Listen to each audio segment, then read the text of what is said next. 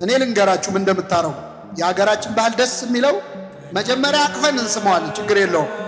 እግዚአብሔር በኃጢአቴን ያመጣብኝ ናገባ ችግር የለውም በልናገባ ብለን እናስገባዋለን። መቼስ ጣት ቆሰለ ተብሎ ምን አይልም። አንዴ ወልጄ ያለው ፈጣሪ በኃጢአቴን ያመጣብኝ በልናገባ ብለን እናስገባዋለን። አስገብተን ግን አንለቀው፣ እንለቀዋለን። እንጀራ በበላ ቁጥር እኔ ከፈጣሪ ያገኘዋለሁ ብዬ ነው እንጂ እንዳንተማ ቢሆን ብለን እንደው ምን ነው ባልገባው እስኪ ድረስ በነገር እንተገትገዋል። ይቅር እንላለን ግን አንረሳም። የወጋ ቢረሳ ይኸው ታውቁታላችሁ። ክርስቶስ ብቻ ነው ተወግቶ የረሳው። እዚያው መስቀል ላይ ገና ሚስማሩ ከእጁ ሳይወጣ የሚያደርጉትን አያውቁምና አባቱ ይቅር በላቸው። ገና እኮ ሚስማሩ እጅ ውስጥ ነው ያለው። ገና እኮ ልቡ ድረስ እየሰማው ነው ሾው።